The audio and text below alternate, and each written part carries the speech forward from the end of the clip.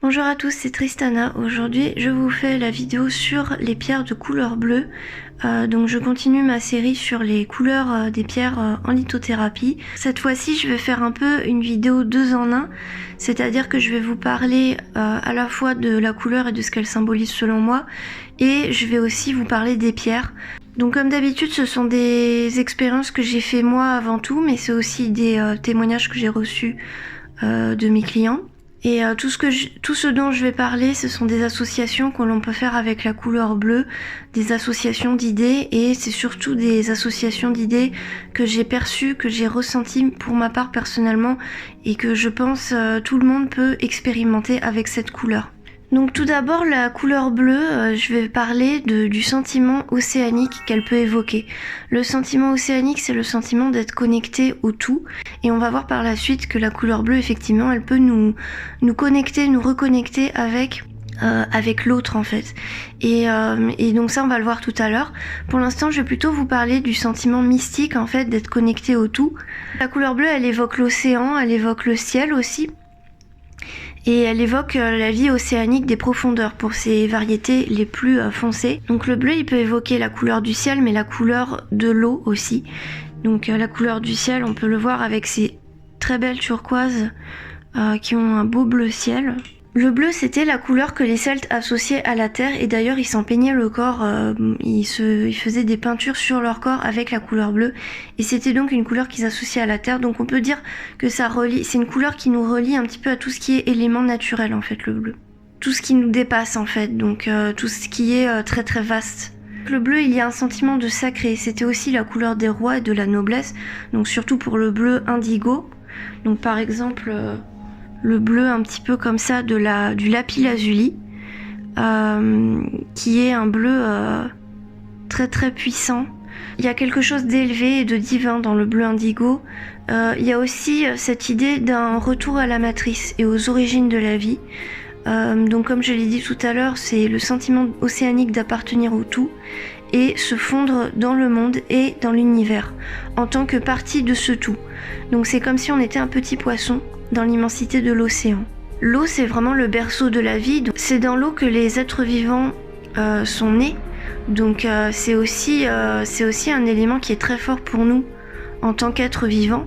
C'est vraiment le berceau de la vie en fait. Et donc c'est en ce sens qu'on l'associe aussi à l'archétype de la mère originelle, la maman en fait. Donc à la fois la mer dans le sens océan et à la fois la mer dans le sens maman. Et donc pour vous donner quelques exemples, il y a la célestine. La célestine qui est une pierre d'un beau bleu qui peut nous relier à ce sentiment d'être connecté au tout, à ce sentiment un peu océanique, d'être relié à toute chose et d'être voilà comme un petit poisson dans un océan, dans un vaste océan en fait. Ce sentiment d'appartenir à quelque chose de plus grand que soi. Alors il y a le chat qui va passer et voilà, va faire le bazar, j'en étais sûre. Non Minou, oh là là, c'est pas possible. Hein. Bon voilà, j'ai enlevé tout ce qui l'attirait parce que voilà. Donc la célestine, voilà, c'est une pierre très douce qui peut vraiment apporter ce sentiment d'être relié au tout et de manière assez douce. Hein. La célestine, c'est une pierre qui est tout en douceur, tout en subtilité. Donc si vous êtes très sensible, hypersensible, ben, ça peut être une bonne pierre pour vous ouvrir un peu à ce sentiment qui facilite donc tout ce qui est méditation de pleine conscience, méditation d'amour inconditionnel, etc. Une autre pierre qui peut favoriser ce sentiment, c'est la tourmaline bleue. Donc ici, il y en a une ici et une là qui est une indicolite, donc une tourmaline bleu foncé. Donc voilà son bleu. La tourmaline bleue, c'est vraiment une pierre qui fait voyager l'âme, qui nous transporte et qui fait partir très loin. Donc elle est tout à fait appropriée pour ressentir ce sentiment océanique, d'être relié au tout, et c'est vraiment une pierre qui va vraiment nous transporter. Donc elle peut nous faire vivre des choses assez intenses, la tourmaline bleue. Et moi je l'associe vraiment à ce sentiment de sentir qu'on fait partie de quelque chose de plus grand que nous, quelque chose de beaucoup plus vaste. Il y a aussi celle-ci qui est d'une couleur un peu plus claire. Voilà, donc là on voit bien sa couleur très très claire. Donc les tourmalines bleues transparentes comme ça, c'est vraiment des pierres qui font vraiment ressentir des choses quelque chose de très fort très vite quoi. Ensuite, dans la même catégorie de pierres, il y a la topaze bleue. Alors, voici un petit exemple de topaze bleue. Donc la topaze bleue, c'est une pierre qui va vraiment nous apporter une grande clarté, une pierre qui va aussi nous inspirer des idéaux. Donc une pierre vraiment d'inspiration, la topaze bleue. C'est vraiment une pierre d'inspiration à quelque chose de différent, de plus élevé dans notre vie. Et c'est aussi une pierre, selon moi, qui peut favoriser l'élévation du taux vibratoire, donc une élévation de l'âme en fait. Parce qu'elle nous invite en fait à faire ce qui est le meilleur pour nous et à nous diriger en fait vers ce qui résonne vraiment avec notre âme. Enfin, il y a le saphir. Alors là, c'est un petit collier de saphir un peu biscornu que j'ai. C'est une pierre que j'adore personnellement. Pour moi, le saphir, c'est vraiment la pierre des mystères de la vie et de tout ce qui est mystique. Elle incarne vraiment cette présence-là. Ensuite, la couleur bleue, c'est aussi la couleur de l'apaisement des colères et des emportements. Donc elle apaise, elle détend, elle rafraîchit aussi, elle décontracte les muscles. Elle favorise l'harmonie, elle calme les colères. Elle apporte vraiment la sérénité et la tranquillité. Certaines pierres bleues peuvent, selon moi, apporter beaucoup de sérénité en fait. Elles peuvent beaucoup apaiser nos colères en calmant le jeu, en apportant vraiment un soulagement. Elles permettent d'apporter un peu de fraîcheur, donc un sang-froid. On refroidit en fait les accès de colère et les emportements. Et par contre, c'est pas des pierres qui vont nous apporter un gain d'énergie du coup. C'est des pierres qui sont vraiment bien pour ceux qui sont trop agités. Donc par exemple, il y a la calcite bleue qui est très bonne pour calmer, apaiser les tensions. Il y a aussi la piétercite qui est vraiment super pour tout ce qui est pour ancrer un peu les choses en fait. Et calmer les choses et ancrer les choses. C'est vraiment une pierre de stabilité, de confiance intérieure et de sérénité. Il y a aussi l'angélite. Alors l'angélite, je l'ai sous forme de bracelet et de petits pendentifs comme ça. Alors l'angélite, elle est top aussi. C'est vraiment une pierre qui nous met dans notre bulle, dans une bulle de douceur. Vraiment une sensation de coton, c'est vraiment une pierre doudou comme on les appelle. Elle a un côté enveloppant. Elle nous interroge aussi sur nos sentiments, donc elle va nous inviter à ne pas nous emporter et à avoir une parole pondérée. Il y a aussi la calcédoine bleue qui nous pousse à dire ce qui ne va pas, à l'évacuer et pour pouvoir rétablir la vérité de notre cœur. Et c'est aussi une pierre, la calcédoine bleue, qui nous relie beaucoup à l'élément eau, j'ai remarqué, avec ce sentiment de fluidité, ce sentiment d'être dans l'eau. Alors je sais pas si c'est quelque chose qui m'est personnel, mais j'ai vraiment ressenti ça avec la calcédoine bleue. Donc c'était un sentiment très agréable. Sentiment que voilà, c'est vraiment l'eau qui emporte tous les soucis avec elle en fait, comme une eau de ruisseau en fait. Il y a aussi la dumortierite. Alors la dumortierite, je l'ai sur une forme un peu particulière, qui est une forme en fait d'inclusion dans un quartz. Donc c'est un quartz à dumortierite, un quartz bleu en fait comme on les appelle. Donc là voici, donc c'est tout petit, donc vous n'allez pas bien voir, mais voilà un quartz à inclusion de dumortierite. Donc la dumortierite, elle permet aussi d'avoir ce sentiment de stabilité, de calme et de sérénité. Elle apporte vraiment une énergie apaisante. Donc toutes ces pierres-là que je viens de vous présenter, en général, elles sont vraiment très bonnes pour le sommeil, pour apaiser un sommeil agité, notamment la calcite bleue. Et les pierres que je vous ai présentées de manière générale, l'angélite aussi, elle calme beaucoup le sommeil.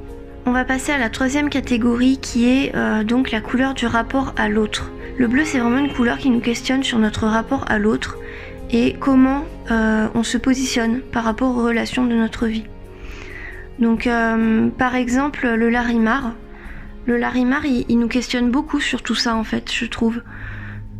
Sur quelle place on donne à l'autre dans notre vie, qu'est-ce que je peux mettre en place dans ma vie pour me rapprocher de l'autre et le comprendre davantage, est-ce que je me reconnais dans l'autre ou pas, quel point commun est-ce que je peux trouver avec l'autre en fait. Donc l'autre, quand je dis l'autre, c'est vraiment le monde extérieur de manière générale, mais aussi les autres personnes. Le larimar, j'ai remarqué qu'elle peut nous donner cette envie pressante de nous occuper de nos relations avec les autres. Donc le bleu, c'est vraiment une couleur qui peut nous aider à faire ressortir ce qui ne va pas et nous inviter à le verbaliser, à l'exprimer face au monde. Pour cela, la pierre que je vous recommande, c'est l'aigue marine. Voici un exemple d'aigue marine en pendentif, sous une forme cristallisée. Donc ça, l'aigue marine, c'est vraiment une super pierre pour verbaliser en fait les choses qui ne vont pas et voilà, nous pousser à nous imposer un peu en fait. Et puis évidemment il y a la turquoise. Alors la turquoise, c'est tout ce qui est là en fait. Donc c'est toutes mes turquoises, une pierre que j'adore. Donc la turquoise, elle va vraiment nous redonner l'espoir en la vie. Et en ce sens, elle va nous inviter à aller vers les autres et à cultiver la joie intérieure. Il y a vraiment un rapport à l'autre qui est dans l'apaisement. Et elle nous permet aussi de diminuer le dialogue mental négatif et les autosabotages. Nous permet d'avoir un point de vue frais et nouveau sur la vie. C'est une pierre vraiment calme en fait, qui nous pousse à ne pas nous exciter. Au contraire, elle nous apaise et elle nous invite à prendre du recul. Prendre du recul sur les situations de la vie. Et chacune des turquoises a sa propre énergie, vraiment. Certaines sont plus intenses que d'autres. Aussi, je trouve que la turquoise, quand on la pose notamment sur l'estomac, elle permet de digérer, entre guillemets, les choses qu'on a vécues, en fait, qu'on a du mal à assimiler. C'est vraiment une pierre qui va nous inviter à voir la vie sous un angle positif et joyeux, en fait. Et d'ailleurs, c'est une pierre qui est porte-bonheur, en fait. Souvent, culturellement, c'est une pierre qui est considérée comme un porte-bonheur. Donc là, sous forme polie, mais pas enduite de résine. Donc je vais revenir sur l'aigue marine parce que j'ai oublié de dire que voilà, l'aigue marine, elle a quelque chose qui est un peu de l'ordre de la confrontation, de ce que j'ai ressenti, parce qu'il y a une accélération des énergies avec l'aigue marine et une forme d'intensité. Donc c'est bien pour ceux qui ont besoin de s'exprimer mais qui n'y arrivent pas, parce qu'en fait elle débloque vraiment le flux de la parole et elle va vraiment accélérer les choses en fait. Donc quand on est un peu coincé dans des énergies lentes, l'aigue marine va nous permettre d'en sortir et d'accélérer les changements positifs. Et il y a aussi la tanzanite. La tanzanite, c'est une pierre qui nous donne le sentiment d'être lié aux autres et qui nous questionne aussi sur nos relations dans notre vie. J'avais aussi envie de préciser par rapport à la couleur bleue que c'est la couleur de la liberté. En fait, le bleu nous questionne vraiment sur notre rapport à la liberté, notre sens de la liberté. Qu'est-ce qu'on doit faire pour nous sentir maîtres de nous-mêmes et de notre destin. Donc elle nous invite à trouver notre positionnement juste dans l'univers. Les pierres bleues, ce sont des pierres d'indépendance et de détachement des anciens schémas. Donc selon moi, toutes les pierres bleues peuvent potentiellement amener cette interrogation à un moment donné, l'interrogation de la liberté. Et de manière générale, les pierres bleues, elles nous donnent l'envie de nous libérer d'une situation d'emprisonnement. Le bleu, c'est aussi la couleur du rapport à l'inconnu, ce qui nous est inconnu, et de l'exploration. C'est l'exploration de ce qui ne nous ressemble pas, ce qui est étranger à nous. Le bleu, c'est le miroir en fait. C'est qu'est-ce qui est en face de moi, qu'est-ce qui est extérieur à moi et qui ne me ressemble pas. Et comment je peux l'intégrer, comment je peux me lier à lui en fait. C'est vraiment cette leçon-là que l'on peut trouver dans la couleur bleue, la leçon du rapport à l'autre, du rapport à ce qui nous est inconnu et étranger. Et comment est-ce qu'on peut le faire venir dans sa vie, comment est-ce qu'on peut se sentir lié à lui. Donc c'est tout ce qui n'appartient pas à notre zone de confort. Et c'est vraiment une couleur qui nous invite à définir les limites du soi, qui nous sépare de l'extérieur. Et jouer avec ses limites aussi. Donc ne pas se retrancher dans ses limites, mais explorer ce qu'il y a à l'extérieur en fait. Donc pour moi, il y a la sodalite. Donc la sodalite, c'est ce qui est là, qui est une bonne pierre pour tout ça. Donc j'ai fait une vidéo à ce sujet d'ailleurs, au sujet de la sodalite. Il y a aussi la cavansite, qui est une pierre qui nous interroge par rapport à tout ça, par rapport à ce qui ne nous appartient pas et comment se positionner par rapport à ce qui ne nous appartient pas, comment aborder la chose en fait. Donc elle va révéler, la cavansite selon moi, elle va révéler nos comportements par rapport à ce qui nous est inconnu, étranger. Elle va vraiment faire ressortir tout ça et nous montrer comment on réagit face à l'extérieur. Donc ça peut être... Voilà, ça dépend de chacun, ça. Donc c'est vraiment une pierre révélatrice en fait de nos comportements par rapport à l'autre. Il y a aussi la chatukite selon moi, donc voici un exemple. La chatukite qui peut nous questionner par rapport à tout ça. Le bleu, surtout le bleu foncé, c'est la couleur de la persévérance mentale. C'est une couleur qui nous permet de poursuivre nos objectifs avec force et persévérance, et surtout dans les couleurs les plus sombres. Donc par exemple, le lapis lazuli qui est vraiment une pierre super pour poursuivre nos objectifs en fait. Et il y a aussi l'apatite bleue, donc, voici un exemple, qui est une pierre vraiment formidable pour poursuivre les objectifs qu'on s'est fixés. Voici sous forme de galet. L'apatite, elle va vraiment nous donner la force pour réaliser nos buts et nos objectifs. C'est vraiment une pierre qui est recommandée pour ça. Alors il y a aussi l'azurite et le jaspe K2 comme on l'appelle. En fait le jaspe K2 c'est une pierre où il y a des inclusions d'azurite. Donc c'est pour ça que je les mets un peu ensemble, parce qu'il y a quelque chose d'assez similaire. Pour moi les deux ce sont des pierres vraiment de concentration intellectuelle. Et puis enfin le bleu pour moi c'est la couleur de la divination, la couleur de l'anticipation de l'avenir. Donc tout ce qui est un peu vision prophétique. Alors par exemple, le meilleur exemple que je pourrais donner c'est la cyanite bleue. Alors voici un exemple de cyanite bleue. C'est vraiment une pierre super pour entrevoir clairement et lucidement les choses. Moi j'ai vraiment eu cette sensation avec la cyanite bleue, que c'était comme une carte qu'on dépliait et le plan de la vie en fait il se déplie devant nous, il se révèle à nous. Donc c'est vraiment une super pierre pour avoir des informations. Quelles qu'elles soient sur notre vie, sur le futur. Donc des bonnes pierres pour aussi tirer les cartes, tout ça. Alors il y a aussi la cordierite. Alors la cordierite, j'en ai plusieurs ici. Donc là pareil, il faut mettre une lumière derrière pour bien les voir. Et c'est une pierre qui est particulière, qui est connue pour son dichroïsme. Donc c'est-à-dire qu'en fait elle a alors je vais vous montrer un exemple. Elle a une partie qui est très bleutée. Et une partie qui peut être marron, selon la lumière. Donc là, on le voit bien. Donc là, il y a la partie marron. Et là, d'un coup, ça devient très très bleuté. Là, c'est... Voilà.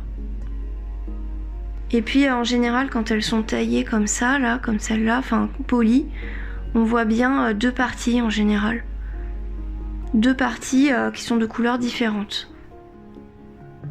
Et puis j'en ai un exemple qui est un peu plus imposant ici. Alors ça je vous invite à aller voir sur Instagram parce que j'ai fait une vidéo de son reflet.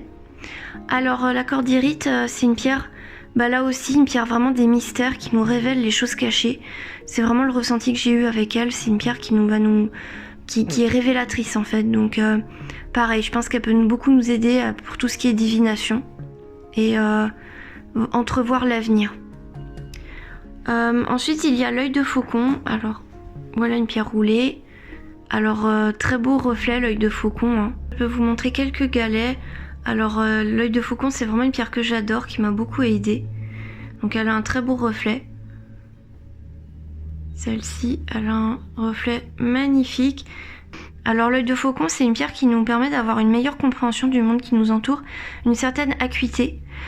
Tout prend un sens clair en fait. Donc en ce sens elle permet de rassurer les angoisses quand on comprend pas quelque chose en fait.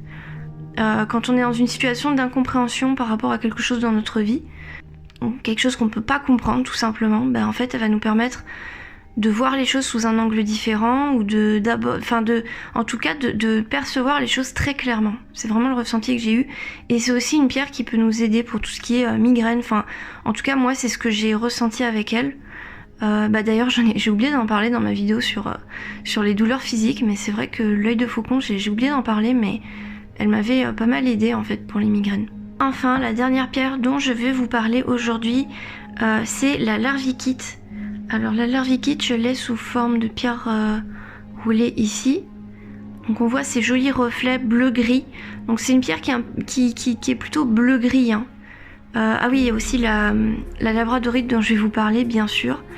Alors c'est une pierre d'introspection, la Larvikite.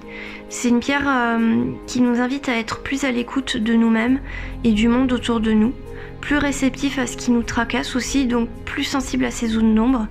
Donc ça peut être un petit peu déstabilisant ou désagréable, mais en tout cas c'est une pierre qui est super pour le travail sur soi. Et donc je pense qu'elle peut aussi nous aider dans tout ce qui est travail de divination, mais divination plus pour nous comprendre nous-mêmes en tout cas. Voilà. Donc voilà, super pierre d'introspection la Larvikite. Et puis du coup, je vais quand même vous parler de la labradorite, je ne pouvais pas vous laisser sans vous parler de la labradorite. Donc la labradorite, c'est une pierre qui est multifacette, multifonction, hein. C'est une pierre bleue qui peut selon moi, nous préserver de ce qui nous fait mal chez les autres, de ce qui nous prend notre énergie en fait, ou ce qui nous fait dépenser notre énergie de manière inconsidérée. Donc ça c'est une super pierre pour les empathes, tous les gens qui ressentent trop les choses. Mettez de la labradorite parce que ça va vraiment vous aider quoi. Moi c'est vraiment une pierre qui m'a énormément aidé pour ça et qui m'aide encore aujourd'hui, hein, pour couper un petit peu, ne pas que je me vide pas de mon énergie en fait, tout simplement. Donc c'est une pierre qui peut nous aider à conserver nos énergies tout en étant sensible à l'autre, dans la sensibilité de l'autre. Donc ça c'est très très bien parce que ça va pas nous couper de notre bienveillance, de notre sensibilité. Au contraire. Mais en même temps, voilà, on va pas se vider de nos énergies. On va laisser à l'autre ce qui lui appartient, quoi. Donc voilà, c'est tout ce dont je voulais vous parler. J'espère que ça vous aura plu. N'hésitez pas à me laisser un commentaire pour me dire quelles sont vos expériences avec ces pierres. Là j'ai quand même abordé pas mal de pierres, donc j'espère que vous avez pris des notes. En tout cas, n'hésitez pas à me dire quelles sont vos expériences à vous et à faire vos propres expériences pour voir en fait comment ça résonne en vous tout ça. Et puis n'hésitez pas aussi à partager éventuellement la vidéo parce que ça peut beaucoup m'aider. Et puis moi je vous dis à bientôt sur la chaîne. Salut!